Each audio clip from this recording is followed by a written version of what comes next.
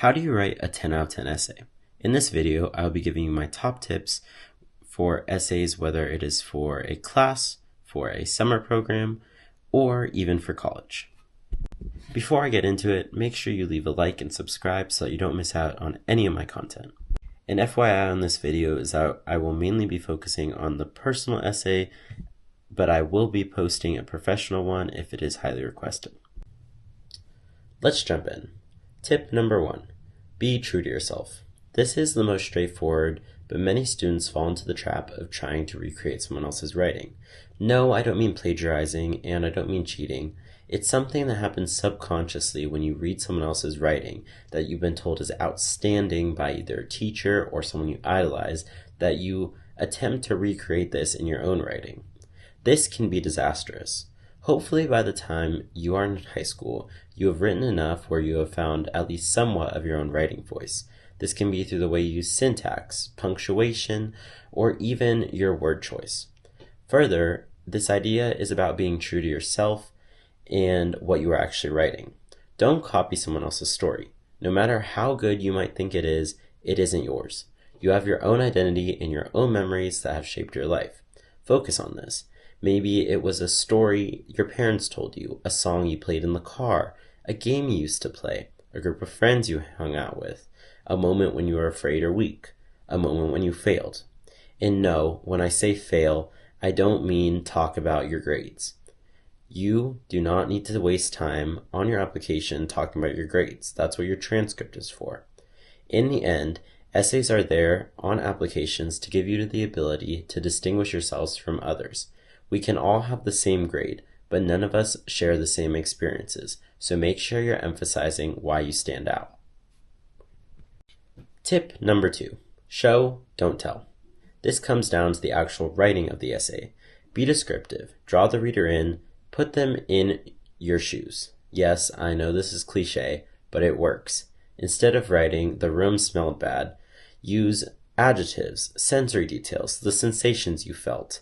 For example, I pushed open the rusted metal door, and my nostrils became inflamed as the formaldehyde consumed my senses. Side note, if you don't know what formaldehyde is, it is used to preserve animals for dissection, and it reeks. This is just one okay example, but once you start writing, you'll find that it's a lot easier to do when you're putting yourself in the reader's shoes and helping them understand what you are trying to convey. Tip number 3, just start writing. This one's easy. Sometimes your brain doesn't know what it wants. It happens to everyone. So just start writing. You can either start typing or writing on paper and see what happens. Maybe it will make sense, maybe it won't. And if it doesn't, maybe there's an idea you can pull from it that you liked. I generally try to pick at least a section or a topic in which I want to focus on, like a childhood memory or a character trait I want to showcase. This normally gives me a little bit of framework to work around. Sometimes it will work and sound great, and other times you'll read it and it sounds cliche or doesn't make sense, but you will never know unless you try. Tip number 4, don't trauma dump. This can be a little bit controversial, but this is mainly geared towards those writing college applications. Think about it. You probably trauma dump, if you do, with a friend or with a family member. You probably don't go up to that kid who you've maybe said 1 to 2 sentences with in class and start bawling your eyes out about your goldfish died or how you were screaming at your pillow because you did not make the sports team you were trying out for. Now think about it as the reader.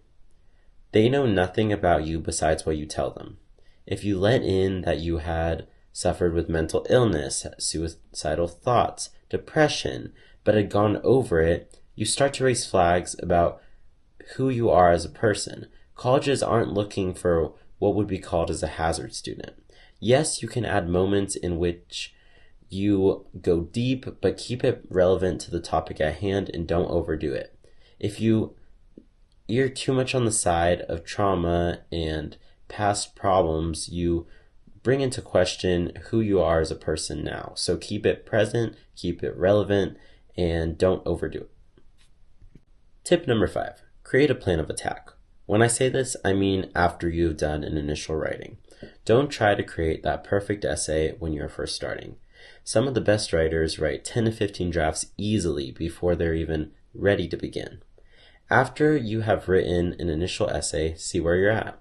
If you like the idea, develop it. Tell a story with it. Connect your past to your future. Show growth. Show how the event is relevant to the question or to who you are now.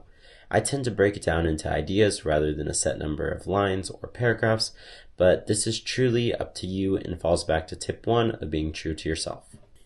Tip number 6, editing. This can make or break your essay. When it comes to editing, don't focus on word count. It can be tempting to want to hit that maximum limit. However, in doing this, you stop looking at the ideas behind your essay and you start looking at specific words, such as cutting down is not and changing it to isn't. By taking out little words, yes, you are getting under the word count, but you're not looking at the essay as a whole and not looking at the ideas that you are trying to convey to your reader. Rather than picking apart each sentence, look at the big ideas and see which ones are most important to you. If you can take out one idea and spare 30 words, then you can either use these words somewhere else or make your essay flow better. Another part of editing is when it comes to actually reviewing the essay. Sometimes writers can get into a daze where they spend so much time keep going back onto their document, doing little tweaks that they think are beneficial, when really it is a lot more beneficial to take a break. You can have another set of eyes look at it, such as a friend who will give you honest feedback. The key word being honest. Don't ask someone who's just going to tell you it's great even though it isn't.